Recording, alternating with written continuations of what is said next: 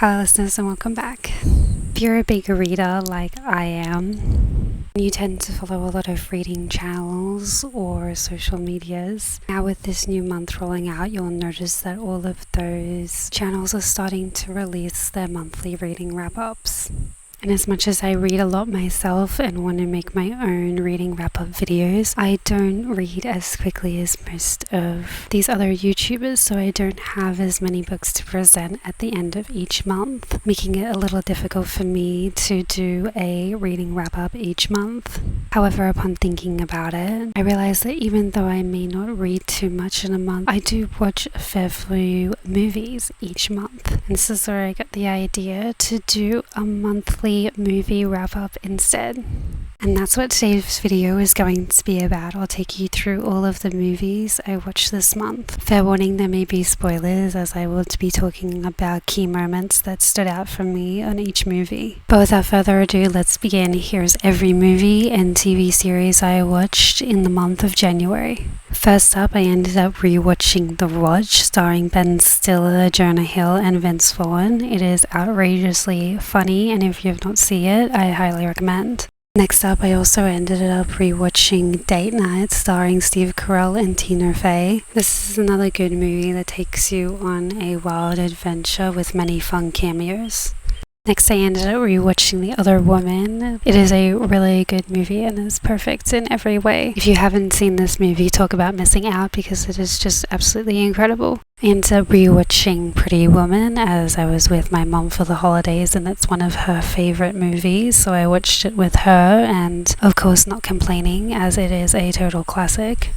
Coming in as the first new movie this year, we have Reunion. It originally came out in 2024, but it has just dropped on Netflix, so I ended up checking it out. It is about a bunch of classmates back for their school reunion that get snowed in for the night and the next morning wake up to find one of their classmates murdered. And they must find out who among them did it. I won't give away any spoilers, but I will say that the twist was interesting and perhaps someone you wouldn't expect. Next up, I ended up rewatching The Big Short. This is a highly underrated movie in my opinion, which is quite surprising considering its cast. It's got so many well-known names in it, such as Christian Bale, Steve Carell, Brad Pitt, Ryan Gosling. But ultimately, what makes this movie so interesting is that it is about the housing market crash of 2008. It ends up going through and detailing about the ins and outs of the event and particularly what was happening on the banking side of it. You follow the movie through the eyes of the people that ended up predicting the crash before it actually happened. It is quite informative and interesting and would highly recommend. Next, I ended up watching Rough Night, starring Scarlett Johansson, as it is just outrageously fun and funny and perfect for a fun, relaxing night in. Next, I watched Me on Vacation, as it had just dropped on Netflix and I of course had heard of the book. I unfortunately haven't quite gotten around to reading the book yet, but I still wanted to check out the movie as I know I'd eventually get around to reading the book, so I can't testify about how good of an adaptation it was. But as a movie as itself, it ended up being really, really good. It was a really sweet and wholesome friends to lovers and was all around just really quirky and fun. I would recommend watching it even if you hadn't read the books yet, and if you were someone that has seen it and has read the book, did they do a good job at adaptating it to film? Next, we have the film Every Day. Now, I do remember reading the book years ago, and then I think I watched the film not long after. I ended up stumbling upon it again and decided to check it out as I vaguely remember it, but not in detail. So I ended up rewatching it, and it is actually quite a good film with a very interesting and unique concept. If you haven't heard of this film, we follow a teenage girl who falls in love with a spirit that possesses a different body every day. So if that sounds interesting to you, I recommend checking it out. I'm in love with someone who wakes up in a different body every day. Always the same age, never the same person twice. Next up, I ended up watching Seth Rogen's Paul. Just watched this for a good, fun, relaxing time. I've seen this film many, many times and I'm honestly quite familiar with it. And I mean, can you blame me? It is really good. If you like long road trip adventures, aliens, and rude jokes, then I would say you would probably enjoy this movie. Next, I ended up watching Wedding Days with Jason Biggs and Elisa Fisher. This movie is quite a wild but fun time. I'm actually surprised that I hadn't come across it sooner, considering I'm quite familiar with the two leads. We follow Anderson, who has just lost the love of his life and has no motivation or hope when it comes to finding love. His friends try and convince him otherwise, and on an impulse, he asks a stranger waitress named Katie to marry him. Things take a wild turn when she actually agrees. Next we have Mike and Dave Need Wedding Dates. This movie is outrageous, crazy, wild and fun. It takes you on a roller coaster of adventures. I can guarantee you'll be gasping and laughing your way through this movie. I've seen this movie multiple times by now and it never ceases to amaze me when it comes to its shock factor and comedy. Plus on top of that, it has an amazing cast with stars such as Adam Levine, Zac Efron, Aubrey Plaza and Anna Kendrick. Now, in preparation for Liam Neeson's new Naked Gun, I ended up going back and watching all of the original 3 of Leslie Nielsen's Naked Guns. And now, even to this day, they still hold up. They are fun, clever, and the comedy in them is unmatched. It is unique, clever, and has never been done before, and I can guarantee will never be done again. Now, of course, after watching the original 3, I then therefore went on to watch the new Naked Gun starring Liam Neeson. This new Naked Gun was very well done and was still quite unique and funny with its comedic elements. However, as well as it was done, and I would still highly recommend, after watching the original 3 and being a fan of them, I will say that there was a lot more that they could have added to this new installment. It was still extremely funny, but still feel like they could have done a lot more. I will say that nothing will ever stand up to the original 3, but they could have tried studying the original 3 and using a lot of its comedic elements to not only make it more funny, but keep it in the realms of the originals. So overall, I still highly enjoy it and would highly recommend. It wasn't bad in any way, I just believe that there was so much more they could have done, particularly when honoring one of the greats such as Leslie Nielsen. Next, I watched How to Lose a Popularity Contest starring Sarah Weiss-Glass, who also plays Max in Ginny and George. Ellie tries to prove that the popular kids always win. She does this by running a campaign for Nate, the most popular bad boy in school, just so she can sabotage it. However, the plan backfires when feelings start to develop and they actually run a successful campaign. This movie actually wasn't too bad and would flow just how you expect it would. Another interesting thing about this film is I remember seeing Sarah talking about her development of this character, and she was worried about being typecasted as the character was extreme, bubbly and demanding, very similar to Max from Ginny and George. So upon watching the film, it was interesting how she was able to create a very similar yet entirely unique dynamic when it came to embodying this character. It was very clever and interesting to see how she embodied such a similar character rather than completely embodying Max into this new character. Next we have The Gorge. I actually really enjoyed this film and thought it was pretty cool. The thing that surprised me about this film was how it played out, as I think I was just expecting something entirely different. I thought it was going to be about these two characters on either side of the gorge, not communicating with one another until what was in the gorge ended up coming up at such an extreme rate and forcing them to work together. And that's how they started their bond. But that's not how the movie took place at all. It surprised me as it turns out that it was her that started communicating first. They end up forming a slight bond before we ever see anything come out of the gorge. It was surprisingly slow pace, but still had a way to keep you very much entertained and wondering where it all going to go next. Next, I ended up watching Wolves. This is another pretty good action thriller. We also get a fun Ocean's reunion with George Clooney and Brad Pitt. It was fun seeing their witty comedic duo in this mysteriously fun action thriller. Next, I ended up watching Civil War. This was the second time that I ended up watching it. It was still just as thrilling as the first. This film was quite interesting due to the perspective that it was told from, as we are actually following war photographers. They captured some absolutely incredible photos throughout the film. My favorite part of the film, of course, would have had to have been the White House scene. It was entirely thrilling and absolutely captivating. I was so captivated that I kept on trying to look around the corners as if I was actually there with the characters. I was just completely transported. Next, I watched The Fountain of Youth. This was not a bad action adventure, and definitely something for the whole family, as we watched two siblings use their knowledge of history and clues to find the Fountain of Youth. It's got plenty of action, adventure, and even a few surprising twists. Next up, I ended up watching The Arc of Truth and Continuum. These are the two final films of the Stargate series. And I'm actually quite excited to talk about this, as not many people know of it. So whilst all of you were out there watching things such as Star Wars and Star Trek, I was out here watching Stargate. For those of you who have never heard of Stargate, it is an action sci-fi series that ran for 10 years. In the series, you follow a government program. It houses a handful of teens made up of military soldiers and scientists.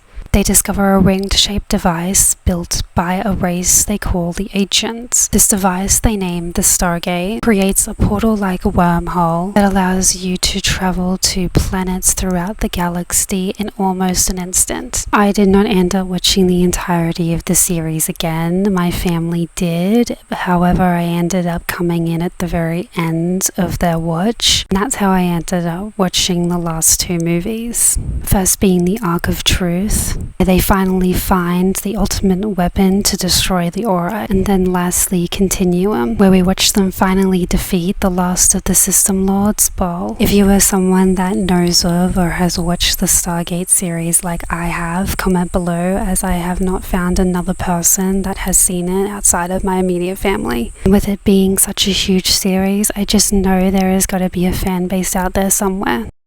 Next, I ended up watching Waterworld, starring Kevin Costner. This movie is basically Mad Max, but instead of endless deserts, you have endless water. This movie is a depiction of what we have to look forward to in the future. This movie takes place in a world where there is only water. The polar ice caps have melted and therefore have flooded all of the lands, only leaving an endless sea of ocean. We follow a wanderer who comes across a mother and daughter. The young girl has a tattoo on her that is supposed to be a map leading you to dry land. So the three set out on a journey to find dry land. But things only get more complicated when savages find out about the little girl's tattoo and try and kidnap her to find the location of dry land. It is quite a good movie and overall interesting concept to explore. Next up, we have War Games: The Death Code. We follow Will, a hacker who violates the security of a restricted online gaming network, not knowing that it is actually a government defense system. Overall, this movie was alright. It just reminded me as more of like a young teen version of Shia LaBeouf's Eagle Eye. Next, I ended up rewatching all 5 installments of Pirates of the Caribbean. They all held up and were incredibly perfect, but I feel like that goes without saying. I do have one question about the franchise, however, specifically relating to movie 4. Do we think Sam Clifford's character at the end of the film, when he gets taken down to the depths by the mermaid, do we think that she saves him or kills him? I would like to think that she saves him, as it makes for a better story, and I feel like that's the way that they were implying it was going to go. But I'm interested to know what you guys might think. Do you think he was saved or do you think he was killed? Next up, we have The Magnificent Seven. This was also not a bad action western film. It showcased a lot of high-class names such as Denzel Washington, Ethan Hawke, Chris Pratt, and many more. Watch them be courageous, fight, and even die for what they believed in. Next up, we have Alita, the Battle Angel. This is a really good and extremely underrated action sci-fi. Alita is a battle cyborg who is found and reassembled by the local doctor. When she wakes up, she has no memory of who she was or where she came from. Alita then sets out to learn about her past and find her true identity. This is actually quite an incredibly cool, fun, adventurous action film, which you expect no less when you hear it's produced by James Cameron. It is certainly unique and keeps you on the edge of the seat with its non-stop action and open ending, but you know there is just plenty more to come. Next up, we watch this film called Get Shorty, starring John Travolta. We follow a mob star who visits LA to collect a debt, where he realizes that the movie business and his business are one and the same, to where he sets out to slowly but surely work his way into the movie business. This movie was pretty cool and interesting. It had a lot going on with a lot of different stories and characters intertwining. It was engaging and kept you on your toes, but did get a little bit confusing at times. Next up, we watched the live-action Peter Pan. Overall, it wasn't so bad and actually quite enjoyed it. It definitely had some strange and weird, questionable moments in it, but overall, as a live adaptation, it was done really well. Next up, I ended up watching Edward Scissorhands. I ended up rewatching Edward Scissorhands, as I had not seen it since I was very young, and was interested to revisit it with a new fresh pair of eyes and perspective. Overall, as a film, it is not too bad. It is definitely a little weird and strange, or rather, it's very strange, but there were still some good aspects about it that still allow you to enjoy it overall. Particularly, I was impressed with Johnny Depp's adaptation to the character. Whether or not you love the film or hate the film, Johnny Depp was able to embody and portray the character in such a way you still found yourself caring for and sympathizing with Edward's character, whether from him being entirely alone most of his life, or for being punished as people simply do not understand his communication. I found it very clever, as despite how strange the movie is as a whole, you still found yourself rooting and sympathizing for the main character.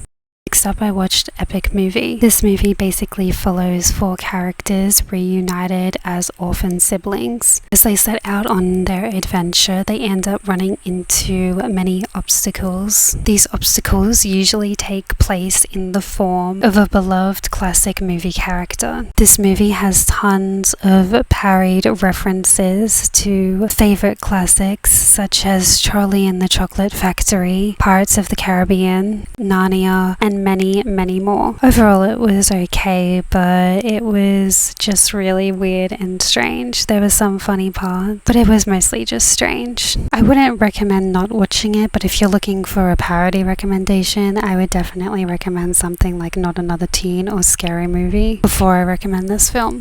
I ended up rewatching Ella Enchanted. The reason I watched Ella Enchanted is my brother stumbled upon this clip. Look, I think it's only fair to warn you that I'm practiced in the ancient art of origami. Paper folding? Oh, I was hoping you wouldn't know what that was. He showed it to me, and that's when I told him that it is actually from a film. He had never seen it before, so I made him watch it, hence why it's on the list for this month's wrap-up.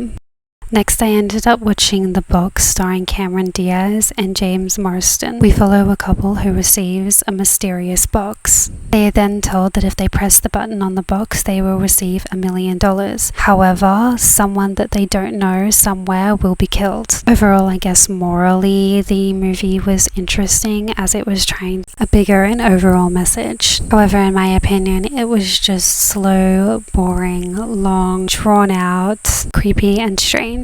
I can see the good qualities within the movie and probably the overall message it was trying to represent, but overall it's not really a movie that I would recommend or go back to.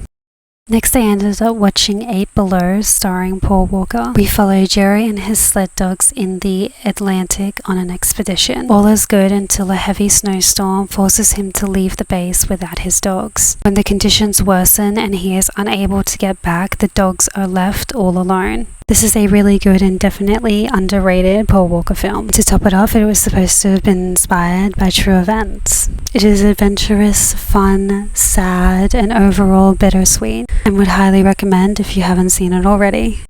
Next, I ended up watching The Comebacks. This is a sports parody related film. We follow an out-of-luck football coach training a group of misfits to win the football tournament, whilst also trying to redeem himself in the eyes of his peers and family. This was actually quite a fun and well done sports parody. It was crazy, wild, and stupidly funny, and was still able to thoroughly enjoy it even though I did miss a lot of the references.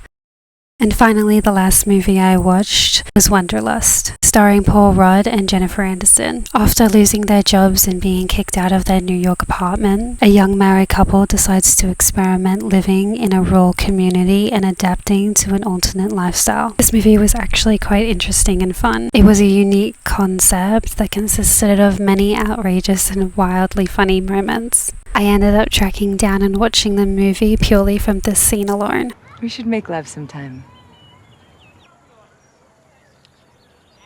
Anyway, think about being inside me.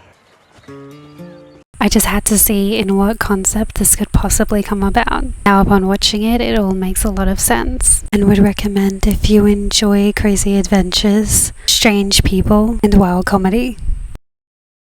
And last but certainly not least, I have TV shows I watched. For this month, I only completed one TV series in full. It was a rewatch anyway, and that was the Ted series. If you are a fan of the original films and haven't seen the series yet, you are 100% missing out. It is just as good and just as funny, and I would recommend getting to it as the trailer for season 2 just dropped and it's about to get a whole lot more wild. Let me know what are some of your top watches of this month. How many movies from this list have you also seen? Or are there any movies from this list that you want to see? And what are some upcoming movies you plan to watch for the month of February? That is all for this episode. As always, everything we discussed will be linked below along with my socials. Please be sure to like, subscribe and follow. Feel free to leave all your thoughts and comments below. Thanks for listening.